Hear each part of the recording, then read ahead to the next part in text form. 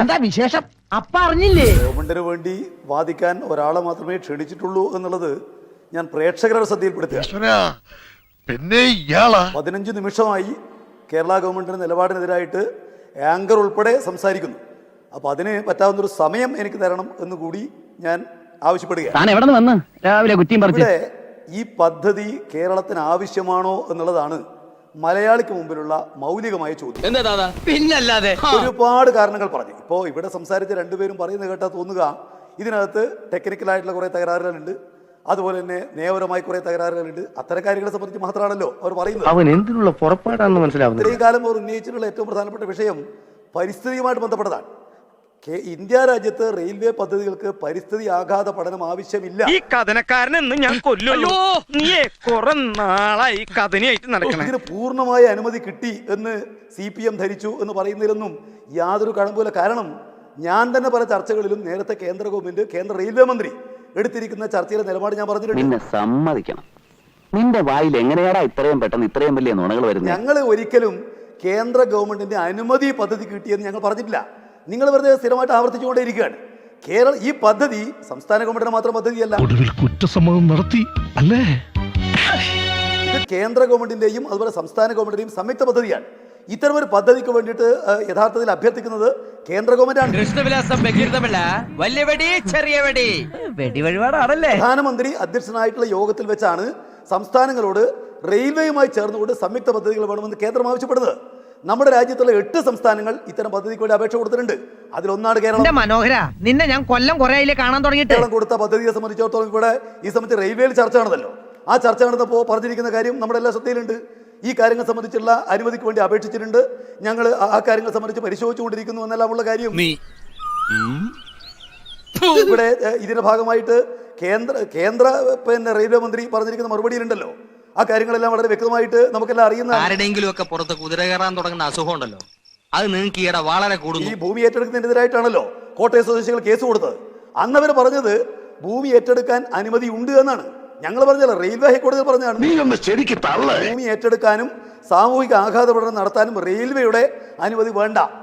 ഈ പദ്ധതിക്ക് തത്വത്തിൽ അംഗീകാരം കൊടുത്തിട്ടുണ്ടെന്ന് പറഞ്ഞ് വേറെ ആരുമില്ല, റെയിൽവേ. പിന്നെ ചിലർക്ക് ആവശ്യം ഇടതുപക്ഷ ജനാധിപത്യങ്ങളുടെ ഗവൺമെന്റിന്റെ കാലത്ത് വികസനം വന്നുകൂടാ. സർക്കാരിന്റെ കാര്യം ഇവിടെ മിണ്ടി പോകരുത്. അവരുടെ പരിഷ്കാരങ്ങളാ ഞങ്ങൾ ഗതികേട്ടിലെത്തിച്ചത്. ആളുകൾ ചേർന്ന് തടസ്സം ചെയ്യാൻ വേണ്ടി കഴിയുമെന്നുള്ളത് വളരെ വ്യക്തമാണ്. ഞങ്ങൾക്ക് ഞങ്ങളുടെ ജില്ലയിലാണല്ലോ കീഴാറ്റൂർ, നിങ്ങൾ ഒരുപാട് കാലം ചർച്ച ചെയ്താണല്ലോ.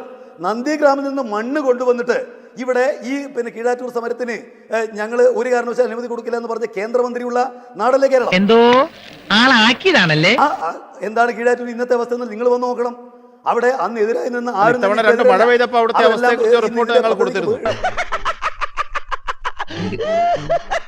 അവിടുത്തെ അവസ്ഥയെ സംബന്ധിച്ചല്ല എന്ന് പറഞ്ഞാൽ ഏതെങ്കിലും പൊതു ആവശ്യങ്ങൾക്ക് വേണ്ടി ഭൂമി ഏറ്റെടുക്കുമ്പോൾ ആളുകൾക്ക് പ്രയാസം ഉണ്ടാവും. വിദ്യാഹ്ലാദത്തോടെ നിങ്ങൾ കഴിക്കുന്ന ഭക്ഷണത്തിന് എത്ര പാവപ്പെട്ടവരുടെ കണ്ണീരിന്റെ രുചി ഉണ്ടെന്ന് ഓർത്തിട്ടുണ്ടോ? ഗവൺമെന്റിനെതിരായിട്ട് കാര്യങ്ങൾ എന്തെല്ലാം ഉണ്ടെന്നുള്ളത് തേടി പിടിക്കാനാണല്ലോ നിങ്ങൾ. എനിക്ക് അറിയാൻ മേലാത്തോണ്ട് ചോദിക്കുക,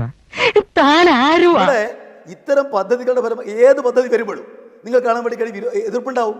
സ്വാഭാവികമായിട്ടും വീടും ഭൂമിയും നഷ്ടപ്പെടുന്നവർക്ക് എതിർപ്പുണ്ടാവും. അവരെ സംഘടിപ്പിച്ച് പ്രകോപനം ഉണ്ടാക്കി പദ്ധതി തടയുക അത് എളുപ്പമാണ്. ഒരുപാട് കള്ളങ്ങൾ കൊണ്ട് പുതിയൊരു വിശദീകരണം ഇനി ഇവിടെ വേണ്ട. നമ്മുടെ ജില്ലയിൽ നേരത്തെ ഒരു കെമിക്കൽ ഫാക്ടറി വരുന്ന ഒരു സംഭവം ഉണ്ടായി.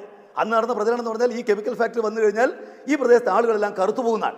കമ്പനി പൂട്ടിക്കെട്ടിപ്പോയി. പക്ഷെ കർണാടകയിൽ ആ കമ്പനി വന്നു. അത് വന്നിട്ട് 15 കൊല്ലായി. അവിടെ ആരും കറുത്തുപോയില്ല. എന്താ ചിരിക്കുന്നത്? അല്ല, നിന്റെ തമാശ എനിക്ക് ഇഷ്ടമായി എന്ന് പറഞ്ഞാൽ അങ്ങനെ ജനങ്ങളെ ഒപ്പം നിർത്തി സമരം ചെയ്ത് പല പദ്ധതികളെ കുറിച്ചുമൊക്കെ ജനങ്ങൾക്കിടയിൽ കുത്തിത്തിരിപ്പുണ്ടാക്കിയത് ആരാണെന്നുള്ള കണക്കെടുപ്പിലേക്ക് നമ്മൾ പോകണ്ട. ഞാൻ ചോദിച്ച ചോദ്യം മുമ്പെടുത്തതെന്ന് വ്യത്യസ്തമായി കേരളത്തിനെതിരെ ഇപ്പോൾ കേന്ദ്രം ഒരു നിലപാടെടുക്കുന്നു എന്ന് മുഖ്യമന്ത്രി പറഞ്ഞതിന്റെ അടിസ്ഥാനത്തിൽ 15 നിമിഷം നിങ്ങളും രണ്ടുപേരും ചേർന്ന് കേരളത്തിനെതിരായിട്ട് ഒരുപാട് കാര്യം പറഞ്ഞു കൂട്ടി. എനിക്ക് 4ാമത്തെ മിനിറ്റാകുമ്പോൾ നിങ്ങൾ എവിടെ നിന്നില്ല. ഞാൻ പറയാനുള്ളത് പറയട്ടെ, ജനങ്ങൾ കേൾക്കട്ടെ. ഒറ്റപ്പെട്ട കാര്യമല്ല. കേന്ദ്രം കേരളത്തോട് കാണിക്കുന്ന സമീപനം നിങ്ങൾക്ക് എല്ലാവർക്കും അറിയാം. 10ാം ധന കമ്മീഷൻ 3.4% നികുതി കേരളത്തിൽ കൊടുത്തപ്പോ ഇപ്പോ കൊടുക്കുന്നത് 1.9%. തള്ളി തള്ളി ഇവിടം വരെ കൊണ്ടുവന്നില്ലേ, ഇനി തള്ളല്ലേ താങ്ങൂ. പറയാൻ നിങ്ങൾക്ക് നാക്കിലെ ചർച്ചയ്ക്ക് സമയമില്ല. കോൺഗ്രസോ അല്ലെങ്കിൽ ഈ പറയുന്ന ആളുകളോ ഒന്നും തന്നെ കേരളത്തിന് വേണ്ടിയിട്ട് അരവാക്ക് വാദിക്കുന്നില്ല. അതുകൊണ്ട് നിങ്ങൾക്ക് ആവശ്യം ഈ പദ്ധതി തടയാൻ, നിങ്ങൾക്ക് സന്തോഷിക്കാം. എന്നാലും തന്റെ ഒരു തൊലിക്കെട്ടി സമ്മതിച്ചിരിക്കുന്നു. ഒരു കാര്യം ബഹുമാനപ്പെട്ട മുഖ്യമന്ത്രി പറഞ്ഞ നിലപാട് എന്താ? നിലപാട് മുഖ്യമന്ത്രി പറഞ്ഞത് കേരളത്തിന്റെ വികസനത്തിലെ ഏറ്റവും പ്രധാനപ്പെട്ട പദ്ധതിയാണ് ഈ പദ്ധതി എന്നാണ്. നിലപാടുകൾ മാറ്റിയിട്ടില്ല. അത് ശരി. നിർഭാഗ്യകരമായിട്ടുള്ള അവസ്ഥയാണ് കേരളത്തിലുള്ളത്. കേന്ദ്ര നിലപാട് മാറ്റുന്നതിന് വേണ്ടി അനുമതി ലഭ്യമാക്കണമെന്ന് ആവശ്യപ്പെട്ടുകൊണ്ട് കേരളത്തിന് വികസനം ആഗ്രഹിക്കുന്ന എല്ലാവരും കേന്ദ്ര നിലപാട് തിരുത്തിക്കാൻ ഇടപെടണം. ഇതാണ് മുഖ്യമന്ത്രിയുടെ നിലപാട്. ഇവിടെ ഭയം ഉണ്ടായതല്ല, ഭയം ഉണ്ടാക്കിയതാണ്. കേരളത്തിലെ സ്ഥലം പോകുന്ന ആളുകൾക്ക് ഭയം നിങ്ങൾ ഉണ്ടാക്കിയതാണ്, അല്ലാതെ ഭയം ഉണ്ടായതൊന്നുമല്ല. അങ്ങനെ ഭയം ഉണ്ടാക്കി ഒരു പദ്ധതിയെ തടയാൻ വേണ്ടി കഴിയുന്നു എന്നത് നിങ്ങൾക്ക് സന്തോഷിക്കാം. വല്ല ഊളംപാറയിലോ കുതിരവട്ടത്തോ കൊണ്ടിടാറ് ഇങ്ങോട്ട് ആര് ഭയം ഉണ്ടാക്കിയതാണ് താങ്കൾ ഉദ്ദേശിച്ചത്? ചരിത്രം എന്ന് പറയുന്നത് അഞ്ചോ കേന്ദ്ര സർക്കാരാണോ? നിങ്ങൾ ഉൾപ്പെടെ ഏഷ്യാനെറ്റ് അടക്കമുള്ള മാധ്യമം. എന്തിനാണോ ഇവരൊക്കെ അകത്തോട്ട് പറഞ്ഞു വിടുന്നത്? അവിടുന്ന് എന്തെങ്കിലും കൊടുത്ത് പറഞ്ഞു വിട്ടുകൂടെ? അതുപോലെ കേരളത്തിലെ കോൺഗ്രസ്, BJP, SDPI ഉൾപ്പെടെയുള്ള കക്ഷികൾ കേരളത്തിൽ ഇടതുപക്ഷ ജനാധിപത്യ മുന്നണിയാണ് ഇത്തരം ഒരു കാര്യം നടത്തുന്നത് എന്ന ഒറ്റ കാരണം കൊണ്ട് കേരളത്തിന്റെ വികസനത്തിൽ ഈ ഗവൺമെന്റ് ഉണ്ടാക്കിയിട്ടുള്ള വികസനത്തിന്റെ വസന്തത്തെ നിഷേധിക്കാൻ കഴിയില്ല. പ്രാരംഭഘട്ടം മുതൽ കേരളത്തിന്റെ മുഖ്യമന്ത്രിയും CPM-ഉം കേരളത്തിലെ ജനങ്ങളോട് പറഞ്ഞത് ഒരു കയ്യബദ്ധം ആരെതിർത്താലും ഈ പദ്ധതി നടപ്പാക്കും. കേന്ദ്ര ഗവൺമെന്റിന്റെ ധനസഹായം ഇല്ലെങ്കിൽ സംസ്ഥാന ഗവൺമെന്റ് സ്വന്തമായി ഫണ്ട് കണ്ടെത്തി ഈ പദ്ധതി നടപ്പാക്കും. ഈ സാമൂഹ്യാഘാത പഠനവും പാരിസ്ഥിതികാഘാത പഠനവും ഉൾപ്പെടെയുള്ള ഗവൺമെന്റ് 2013 നിയമത്തിന്റെ പശ്ചാത്തലത്തിൽ നടത്തുന്ന പഠനങ്ങൾ അത് ഇനി പ്രതികൂലമായി വന്നാൽ പോലും ഈ പദ്ധതി നടപ്പാക്കും.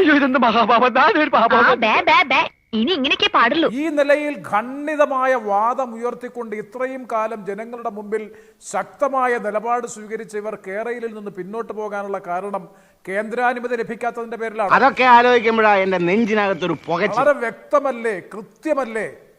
തൃക്കാക്കരയിലെ തെരഞ്ഞെടുപ്പിൽ കിട്ടിയ കനത്ത തിരിച്ചടിയുടെ ഫലമായിട്ടല്ലേ പുനർവിചിന്തനത്തിന് വിധേയമാകാൻ CPM-ഉം ഗവൺമെന്റും സന്നദ്ധമാകേണ്ടി വന്നത്, തയ്യാറാകേണ്ടി വന്നത്? എന്നെ സംശയിക്കരുത്. ആർക്കായത് അറിയാൻ പാടില്ലാത്തത്? കേരളയിൽ പ്രധാനപ്പെട്ട ചർച്ചാ വിഷയമായി തൃക്കാക്കരയിൽ ഉയർത്തിക്കൊണ്ടുവന്നത് P. രാജീവ് ഉൾപ്പെടെയുള്ള CPM-ന്റെ എറണാകുളത്തെ നേതൃത്വമല്ലേ? നാട്ടുകാർക്കറിയാവുന്ന കാര്യമല്ലേ? ഒരു ഘട്ടം കഴിഞ്ഞപ്പോൾ അവർ അതിൽ നിന്ന് പിൻവാങ്ങി. കാരണം അതിന്റെ ഏറ്റവും വലിയ ബെനിഫിഷ്യറീസ് വരുന്ന ഒരു മേഖലയാണ് തൃക്കാക്കര. അപ്പൊ ആ ഒരു പ്രദേശത്ത് നടന്ന തെരഞ്ഞെടുപ്പിൽ മധ്യവർഗം ഉൾപ്പെടെയുള്ള വിഭാഗത്തിന്റെ പോലും പിന്തുണ ഈ പദ്ധതിക്കില്ല എന്ന് വ്യക്തമായി ബോധ്യം വന്ന പശ്ചാത്തലത്തിൽ ആ പദ്ധതിയിൽ നിന്ന് മെല്ലെ മെല്ലെ പിന്നോട്ട് വാങ്ങി ഇപ്പൊ എല്ലാം കേന്ദ്രത്തിന്റെ ചുമലിൽ കെട്ടിവെച്ചു. തീർന്നിട്ടില്ല, ബാക്കി വന്നിട്ട് തരുന്നുണ്ട്. ഈ പദ്ധതിയിൽ നിന്ന് പിൻവാങ്ങാനുള്ള കേവലമായ വാദമുഖം കണ്ടെത്തുന്നു എന്ന് മാത്രമേ ഉള്ളൂ. എവിടെയാണ്, എപ്പോഴാണ് കേന്ദ്ര ഗവൺമെന്റുമായി ബന്ധപ്പെട്ടുകൊണ്ട് ഇവരാ അനുമതി കിട്ടിയാലേ നടപ്പാക്കൂ എന്ന് പറഞ്ഞത്?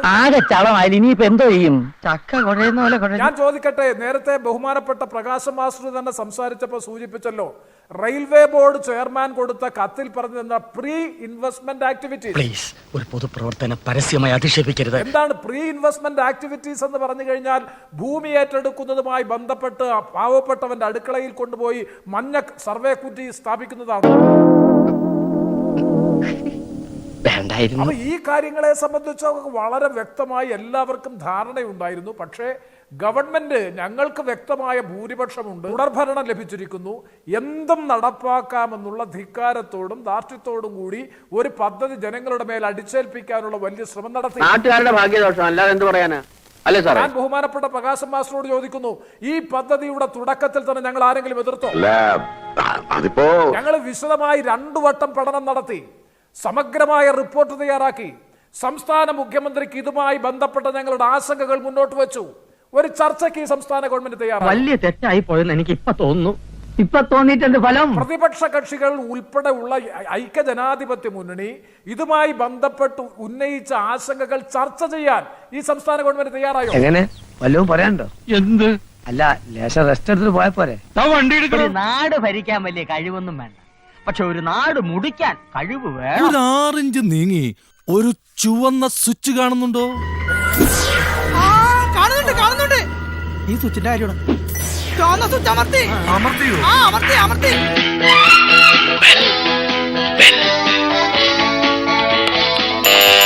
Thank you. ഈ ഉപകാരം മറന്നാലും ഞാൻ മരിക്കില്ല. ഇതൊക്കെ എന്ത് ഉപകാരം. അപ്പോ നാളെ നേരത്തെ തന്നെ ഇങ്ങോട്ട് എത്തണം കേട്ടോ? ശരി.